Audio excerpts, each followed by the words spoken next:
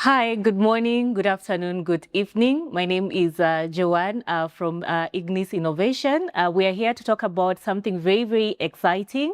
I'm the operations lead at IGNIS Innovation. So before we delve deeper into the conversation today, I'll allow my colleague to introduce himself.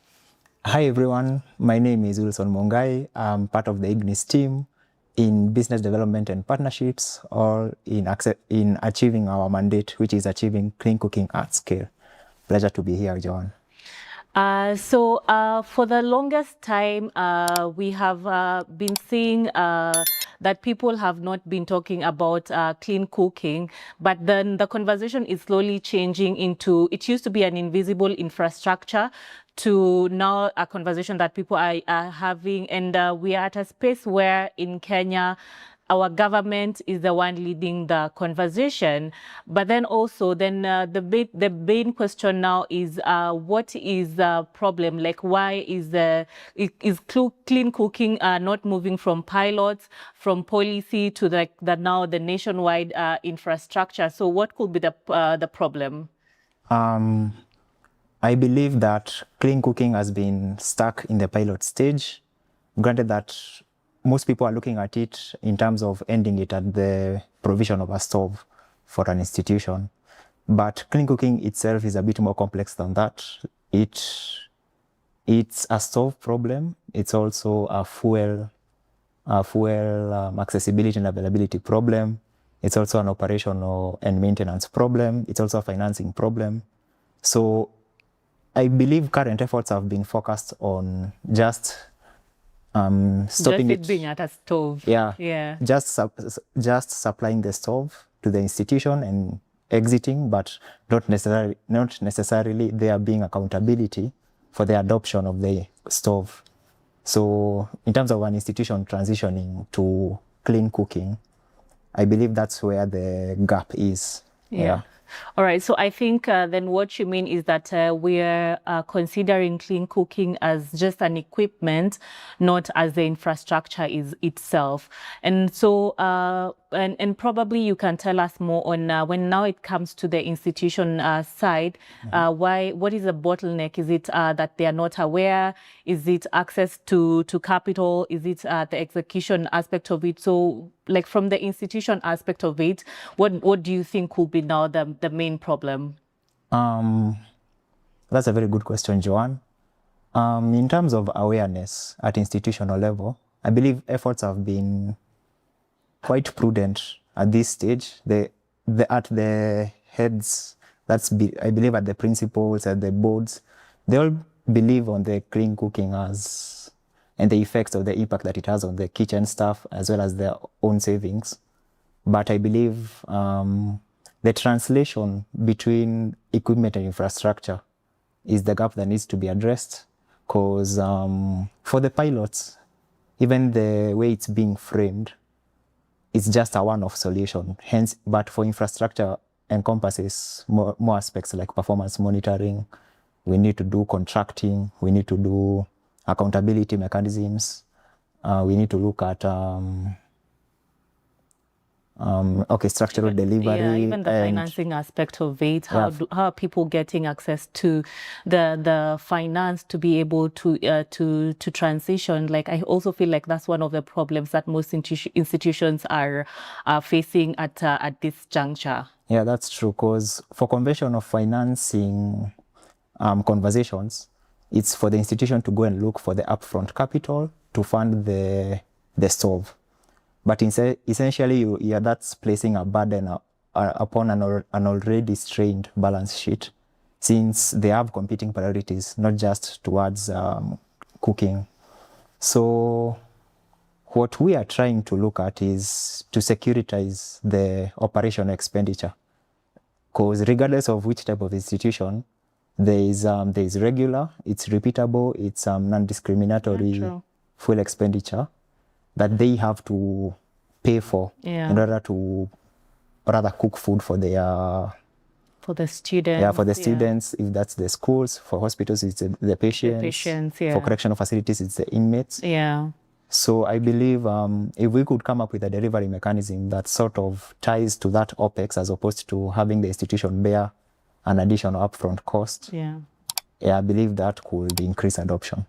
That's very true. And I think also something else is that also we have a fragmented, would I call it ecosystem? You know, we have a school that doesn't know where to get, say, capital from. They don't know who are the service providers. They don't know who are the the technicians for O&M. So we have, when this ecosystem where everything is just fragmented, we have service providers who do not know, you know, like who are these schools that need this kind of service. You know, we have also like we've been also seeing, and not just also like now in clean cooking, we're also at a place where people develop all these projects. People also need a lot of these services and all that. And we have also on the other side a situation where we have financiers, we have funders, but then also you find that like someone just coming to fund one single project is also becomes it's not easy. So and then this is why as IGNIS for now we've built an infrastructure, a cooking infrastructure called CleanCookIQ, where we are bringing all these players into the same space. And Wilson, you can tell us more about that and the reason behind it, and also like the long-term maybe goal and vision. Okay, thank you so much. Maybe to tie to your previous sentiment, I believe you are right. Effort is disproportionate, especially if you are looking at a single institution. Yeah. And then you have to tie in all the ecosystem players to that single institution. It doesn't really scale up. But what we are trying to do at CleanCookIQ is to come up with an institutional pipeline, an aggregated institutional portfolio that will be now segmented depending on the investor focus, the thematic areas, their risk appetites as well, and to also bring in all the technology providers. That's the equipment providers as well as the DMRV providers. And as well, we are assessing technology, the correct technology match for a particular institution. That's based on their cash flows. That's based on their geographical location, because you also need to look at the political environment within the specific country, as well as the fuel availability and accessibility. Like for instance, for some schools can access LPG much easier. For others, electricity makes more sense. Obviously supported by the operating cash flows. So I'd say CleanCookIQ is the structured delivery mechanism that we are trying to establish to bring all the ecosystem players together in one specific platform under one delivery mechanism, because that's the gap that exists in the market, translating from policy commitment all the way now to infrastructure deployment. True. And finally, responding to the question of how we could fund clean cooking as an infrastructure asset, as opposed to like the one-off stoves. So yeah, that's what we are trying to achieve with CleanCookIQ. So CleanCookIQ then becomes the operating system around the clean cooking now ecosystem. So then like it only makes sense that then that in Kenya, this is what probably has been missing, this layer of operating system to actually now move clean cooking, not just from policy and pilots to now in infrastructure. And when you think about it, then we'll not just be talking about one institution now transitioning. We'll not be talking about we have project developers who are doing this, then they develop a project, then the project is not moving. And then also we'll not have a case of where we are seeing financiers and funders saying that you know we are not seeing any projects to fund, because then we are bringing them all in one space. So I think then my question, or from this conversation is 10 years to come, then what do you think clean cooking will look like in the whole of Africa?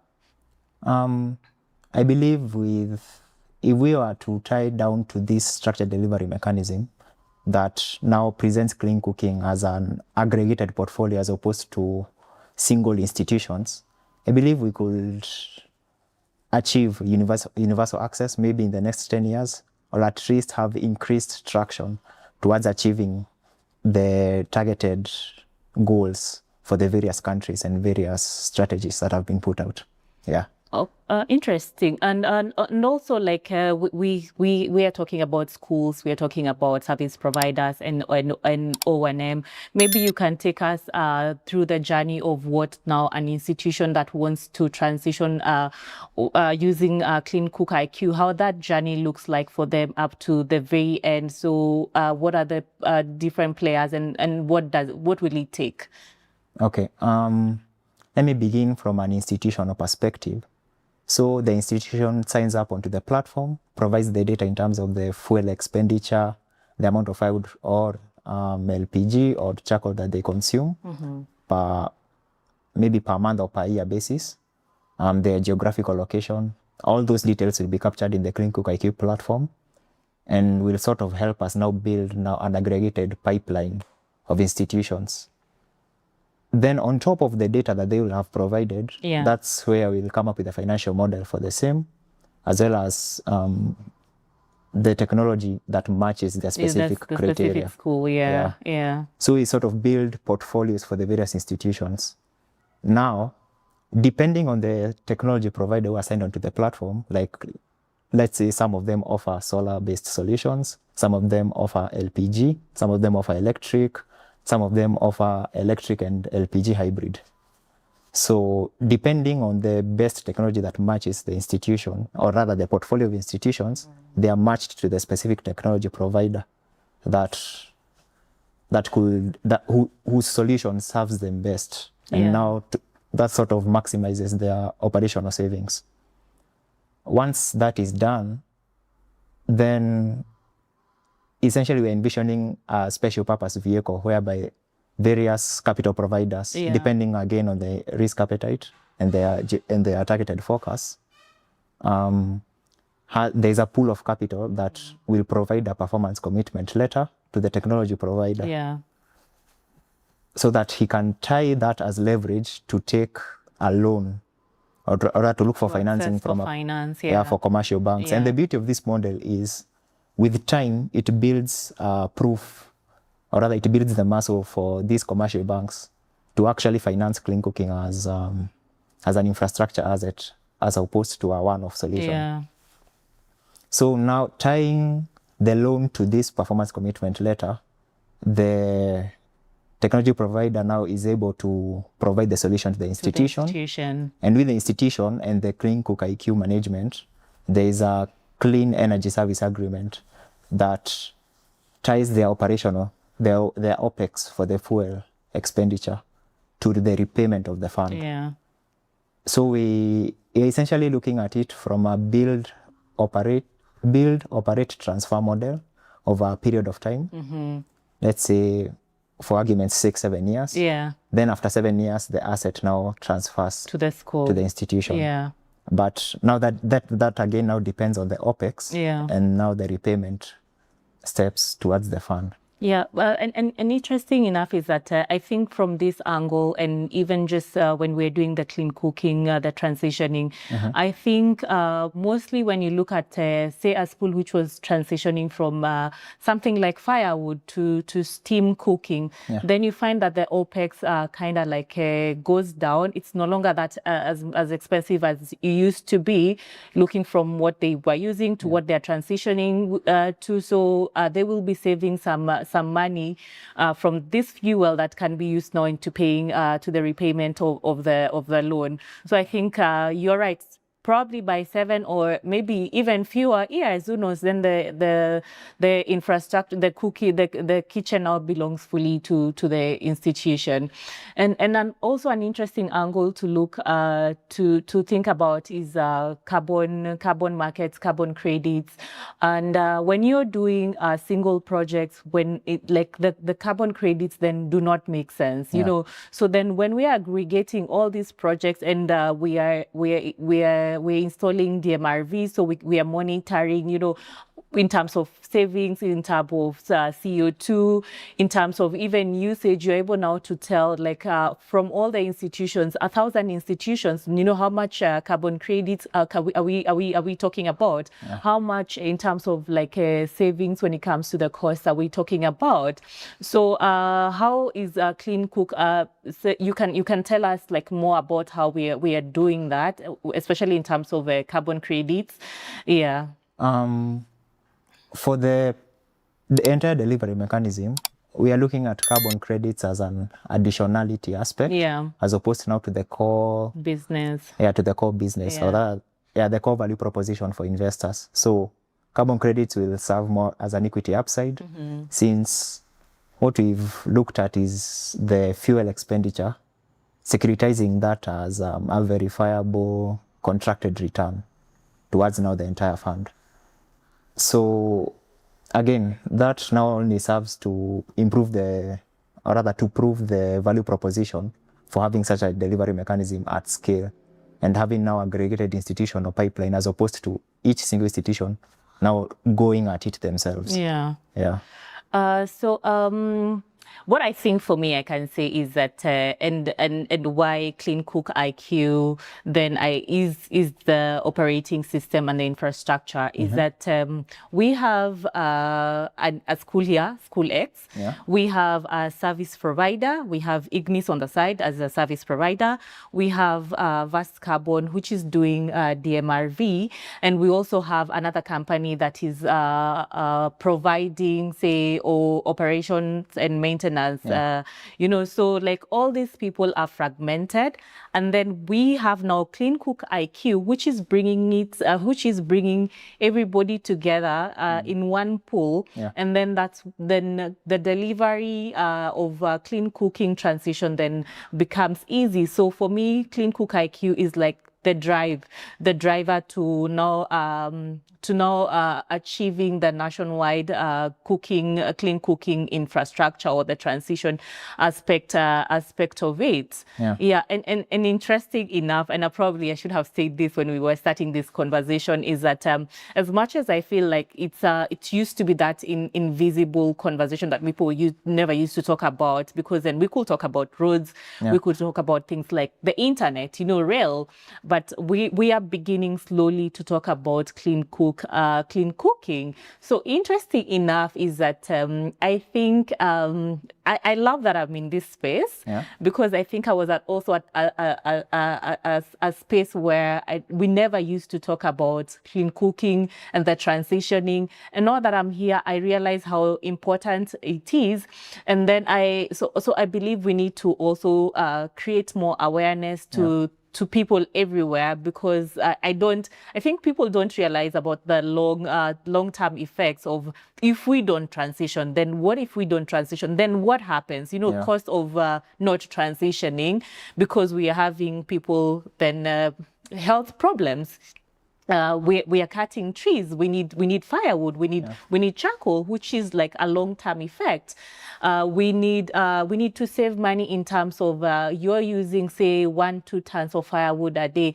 Can we try cut that? Can we try then to subsidize even costs in terms of what people need? So I think for me, it's a very, very interesting conversation, and that we are trying to drive here. And also now the fact that we have CleanCookIQ, which is now building this whole infrastructure, helping with the transition. Yeah, that's true. Because I like your point on impact, because I think most of it gets lost in these financial conversations and policy conversations.